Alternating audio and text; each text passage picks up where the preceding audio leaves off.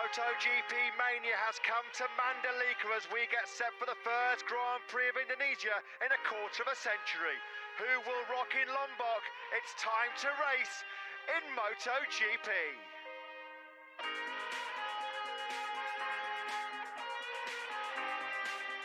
Indonesia sukses menyelenggarakan ajang balap motor bergengsi dunia MotoGP 2022 di Mandalika.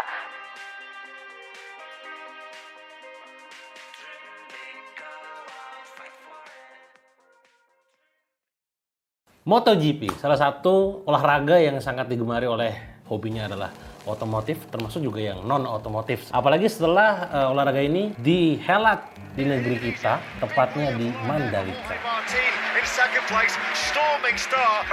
Oliveira looked visibly faster than Jack Miller. It looked like he had a bit more pace behind him. It's going to feel like a long 15 laps of Oliveira. Ini menjadi menarik karena menjadi obrolan dunia ya. Bagaimana terakhir kali kita adakan MotoGP di Indonesia itu adalah tahun dulu banget. Saya kurang hafal tahun berapa detailnya, tapi yang pasti adalah di sirkuit Sentul kalau nggak salah ya. Nah sekarang kita mulai adakan lagi di Mandalika, di daerah Lombok sana NTB gitu. Kita bisa pelajari terutama bagi para pengusaha, bagaimana ini menjadi sebuah fenomena yang sangat viral, bahkan ditonton oleh jutaan orang. Konon katanya penonton MotoGP itu bisa nyentuh dianggap 400 juta orang di dunia, ya bayangkan. Ini bisa mengekspos keistimewaan negeri Indonesia, termasuk juga mengangkat nama Mandalika itu sendiri.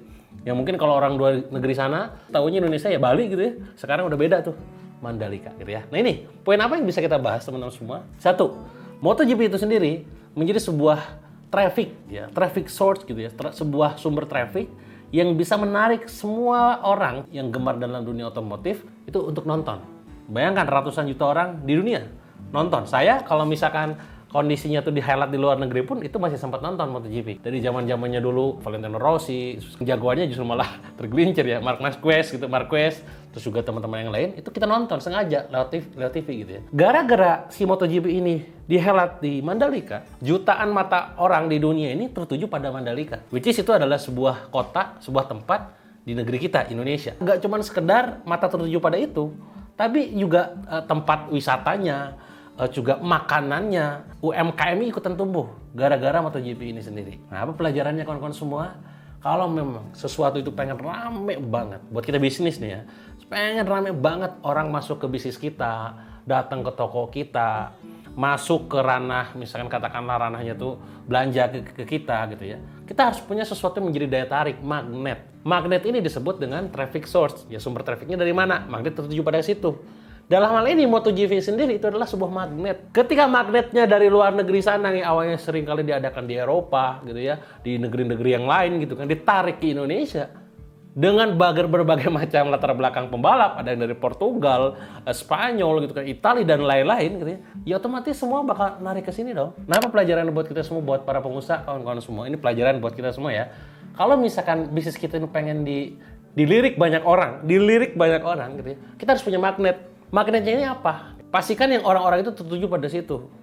Contoh, kenapa sih orang-orang di Indonesia ini seringkali kalau promosi pakai influencer? Dan seringkali influencernya itu dibayar mahal hanya demi mengendorse produk tersebut. Supaya apa? Supaya orang lain itu tertuju pada dia. Dan akhirnya produknya keangkat. Saya punya kawan yang dia tuh di-endorse oleh salah satu produk, yang setiap harinya tuh adalah bikin sebuah konten yang everyday dilewat IG story-nya. Bikin ketika itu produk yang di-endorse sama dia adalah produk skincare. Ya tiap hari ya pakai skincarean gitu kan tiap hari. Selama 30 hari dengan kontrak 300 juta gitu kan.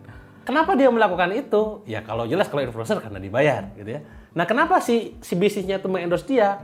Supaya orang-orang tertuju matanya pada dia dan ada repetition. Padahal dalam ilmu brand hacking, ketika sesuatu itu direpetisikan, diiterasikan, maka akan cenderung nempel di kepala kita. Nah ini yang terjadi sama MotoGP juga. Ini bukan perhelatan yang cuma satu kali swing selesai gitu ya, tapi juga berkali-kali gitu. Maka semua orang bakal tertuju pada kesini matanya. Orang yang ngefans sama siapa ya datang ke sini gitu kan. Yang negara-negaranya kecenderungan kita membela siap pembalap yang memang berasal dari negaranya ya. Biasanya begitu. Kecuali yang pembalapnya gak dari negaranya gitu kan ya. Kalau misalkan kayak saya orang Italia ini misalkan ya, maka cenderungan saya akan mendukung si pembalap Italia atau Spanyol yang mendukung Spanyol. Semua negara tertuju pada kesini. Imbasnya apa nanti? Trafficnya naik secara televisi, secara kunjungan pun. Ini kalau bicara soal tentang magnetnya doang, secara traffic source-nya doang. Apa itu maksudnya, Kang? Gini teman-teman, Saya membaca sebuah artikel di dalam Google gitu ya. Efek luar biasa dari MotoGP ini adalah para UMKM akhirnya naik kelas. Naik kelas ini nggak cuma sekedar naik kelas secara harkat derajat, tapi juga secara pendapatan. Bahkan sebuah artikel mengatakan di sini bahwa 300 UMKM meraup untung 1,2 miliar. Luar biasa banget. Jualan kaos doang yang awalnya cuma puluhan ribu jadi ratusan ribu gitu kan. Jual makanan yang awalnya ribuan doang jadi puluhan ribu, ratusan ribu gitu kan. Apa pelajaran buat kita semua? Gini deh, kalau misalkan teman-teman beli minumannya kan, kalau beli di warung biasa, itu kecenderungan harganya paling cuma 5.000, 7.000, paling 10.000. Tapi bagaimana ketika kita beli minuman itu di bandara? Ketika itu di dalam sebuah hotel mewah, harganya naik nggak? Naik, otomatis naik. Kenapa naik? Karena value-nya naik. Ingat, value adalah tentang sesuatu yang dibutuhkan oleh customer. Kalau misalkan sekarang katakanlah Anda butuh produk, butuh minum gitu ya, bukan butuh produk, butuh minum. Akhirnya keluarlah produknya minuman. Mau butuh minum, silakan cari di luar sana, ya tapi jauh. Gak jelas juga di mana. Tapi kalau mau beli di hotel, nih harganya sekian. Kalau beli di bandara, nih harganya sekian.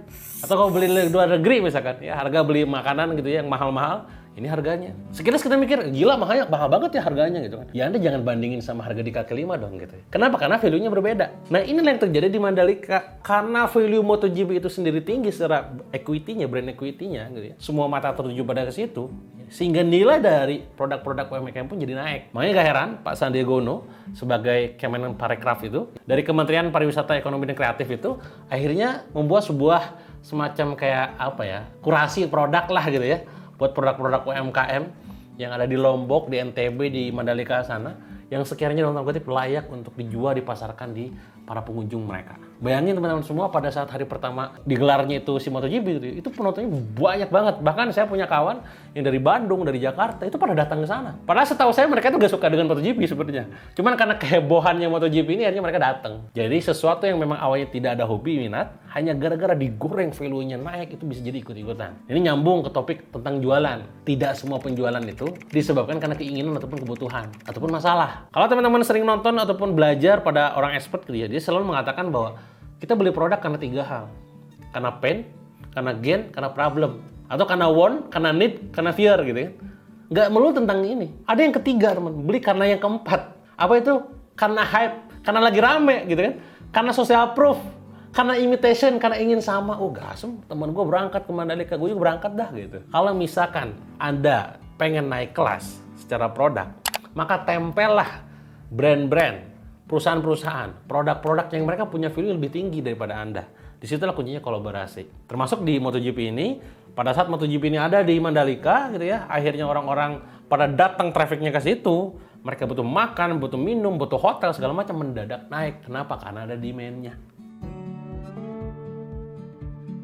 Ini sempat viral kemarin, kalau mungkin teman-teman nonton ya di beberapa hari yang lalu, pada saat digelarnya MotoGP pertama itu, walaupun sempat diundur karena hujan lebat, ada yang namanya pawang hujan. Waduh, ini ekstrim ini ya.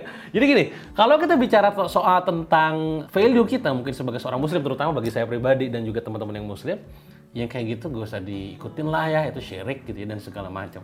Tapi yang menarik adalah pada saat pawang hujan ini turun dengan berbagai ramuan, omongan dan segala macamnya itu pada saat di jalan itu ya, ini menjadi perbincangan si dunia. Bahkan di luar negeri sana itu memuji kita karena adanya itu. Wih gila sampai segitunya gitu ya. Tapi orang Indonesia enggak gitu ya. Orang Indonesia nyinyir gitu. Ini apaan sampai segitunya dan segala macam. Sekali lagi saya gak akan ngomongin tentang value of life kita ya, tentang itu syirik dan segala macam. Poinnya adalah adanya kontroversi bakal memicu terjadinya atensi. Sekali lagi saya ulangi, adanya kontroversi akan memicu terjadinya atensi, perhatian. Terlepas itu menjadi sebuah konotasi negatif, oh ini musik dan segala macam. Justru karena itulah akhirnya jadi kontroversi. Nah ini walaupun sekali lagi ini nggak pernah tahu ya kita ini adalah sebuah setting atau enggak gitu ya. Tapi ya kita baik sangka semoga ini adalah memang spontanitas yang akhirnya semua tereksplor ke dunia.